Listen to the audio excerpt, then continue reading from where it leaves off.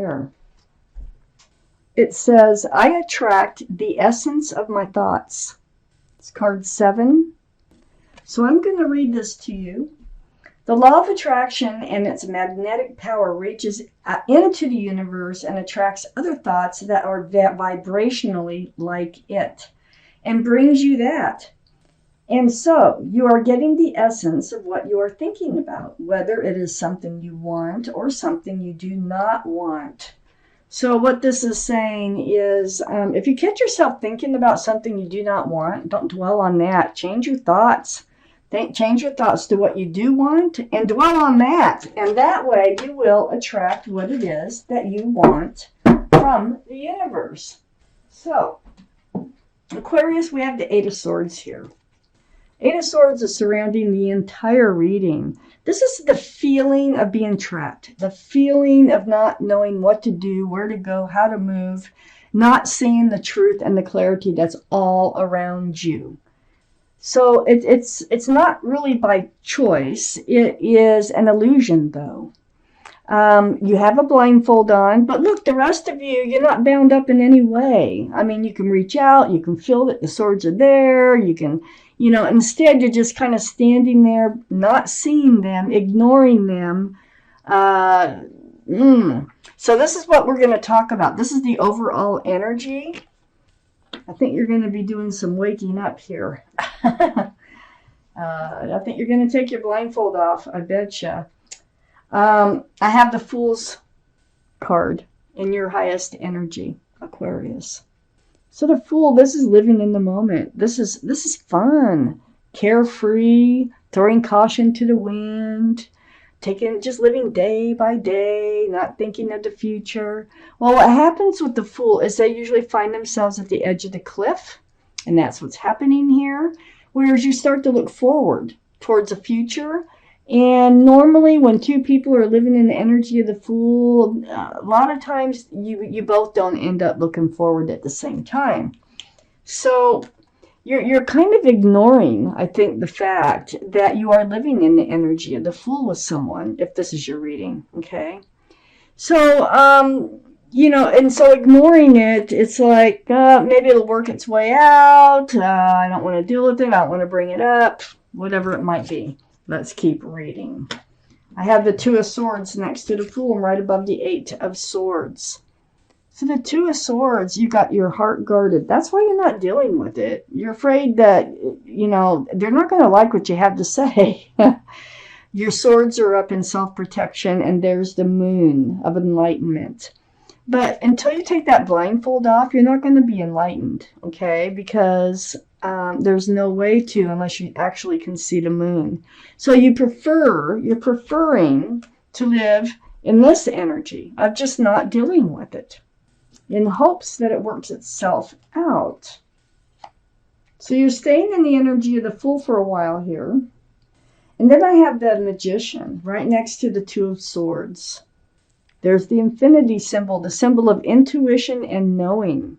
Well, there is one thing. You know what you deserve. You know your worth, okay? You know you have all the tools it takes to make a relationship work. You know that you have the power to manifest just what it is that you want. And I think you think that by ignoring the situation for now is your way of manifesting what it is that you want, instead of just, because you're afraid they're going to leave and break your heart if you were to bring up that you're thinking about the future now, okay? So I have the Strength card under the Fool and next to the 8 of Swords. Well, this is the card for Leo. Leo might be strong in your chart or someone else's around this reading. But this is about knowing what to do, okay, and finding the strength and the courage to do it. So you are going to figure this out. You are going to come out of the energy of the 8 of Swords.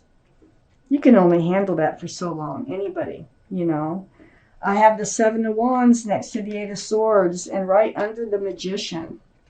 I feel like you've confided in someone about the situation, maybe more than one person. I feel like there's a lot of opinions coming in here, all those wands, about how you should, move your life forward. But you're pretty much on guard about that because you know that you have the power to manifest what it is that you want.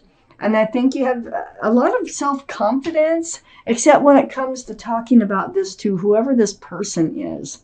So you're kind of like, you got a wand, you're on guard about these other wands coming in. So you might listen, but it's like, but you're on guard. You're like, no, I want to do it myself, you know. I have the High Priestess under the Strength card next to the Three of Pentacles. So the High Priestess, this is a card of intuition and knowing. So you got 2 cards. It's also a card of enlightenment, you know, in seeing what is really going on out there. It's using your intuition. It's like seeing in the crystal ball. This is under the Strength card. So, you know, your intuition is going to play a huge part in this. You will be enlightened about what to do in this situation. And next to the Three of Pentacles, and this is under the Eight of Swords. So this is about butting heads, about security, stability, and groundedness. It's like, you know, it's like 2 against 1. Sometimes it can be a third energy that's around the picture somehow, and there could be. But this is also about not seeing eye to eye about security and stability and actually moving forward. So it's like one of these energies has to go, whatever energy it is that makes them feel like they can't do this, either needs to go so that you can move forward, or you're going to have to move forward on your own. I have the Devil, and this is under the Eight of Swords. So this is, I think, why, another reason why that you're not bringing it up as of yet. But it looks like you will. You know what you need to do. It's just, I don't think this first part of the reading you've actually done it yet. I have the Devil here. This is the card for Capricorn. So Capricorn might be strong in someone's chart around this reading. But the energy is totally different. The energy is about being toxic. So there's some kind of energy. It's right next to that Three of Pentacles. And it's under the Seven of Wands. So everybody like has this opinion of how you should handle this. Okay, you're going to do it your way. There is no doubt here. And it is about, it doesn't allow the pentacle to come forward because of the toxic energy. There's 3 in this card. There's 3 in the Three of Pentacles. So there is another energy or person associated with this that needs to be considered. And if it's an ultimatum, like it, you know, it's them or me, you just don't want to put that out there because you're afraid that they would pick them. Okay. Okay. So I got the Three of Cups. Now the Three of Cups, this is like a happy reunion. This is celebration. Look at that. There's so much celebration in there, and there's a lot of love. So I think you're going to still be connecting with this person. And whatever it is that you have to do, it has to do with them running in and out of your life. Okay, so they're coming back in with this card, male or female, Knight of Wands, right next to the Three of Cups. But it's going to be a happy reunion. And you know you have love for this person. If this is your reading, you do have love for this person. And it feels as if you are going to speak up. And it's because the Queen of Swords is right below the Three of Cups. But you are going to speak up about this. And by you speaking up, the next time they run in, because they're not real stable in your life, okay, even though you love them. I have the Ten of Swords. This is putting an end to all the pain and the suffering that you've been going through. So this is really torturous, being in the Two of Swords and the Eight of Swords, especially for a long period of time, trying not to deal with it. Now you deal with it, and it puts an end to everything. But being that this is the Three of Cups, I think it's going to work out in your favor. I have the Queen of Swords right below the Three of Cups and next to the Seven of Wands. So the Queen of Swords, this is air, Libra, Gemini, or Aquarius. So there you are, Aquarius, male or female. And you have your sword out. Next time they come back in, remember you're going to handle this your way. You're just going to ask the questions. You're going to be like, tell me the truth.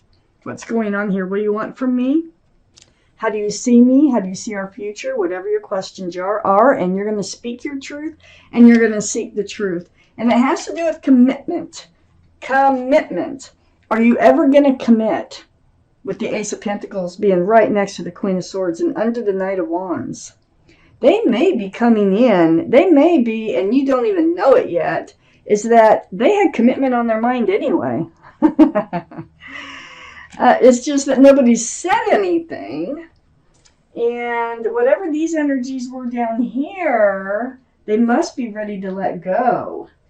Let me just keep reading. I had the King of Cups next to the Ace of Pentacles and under the Ten of Swords.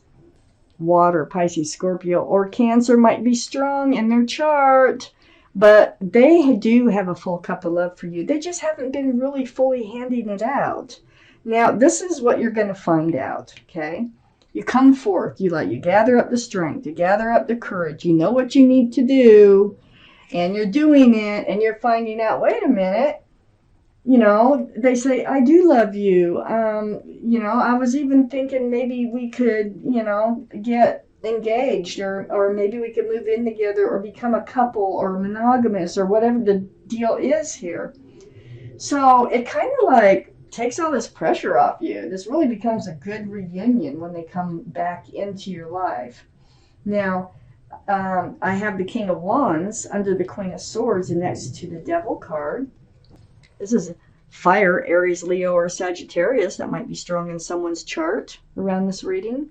But this is your energy, and you're holding on to that staff of fresh starts and new beginnings, and that sword right above you here. And it's all because of this toxic energy. And you're like, well, you got to say something because you're going to move on with or without them. And it turns out they want to move forward with you.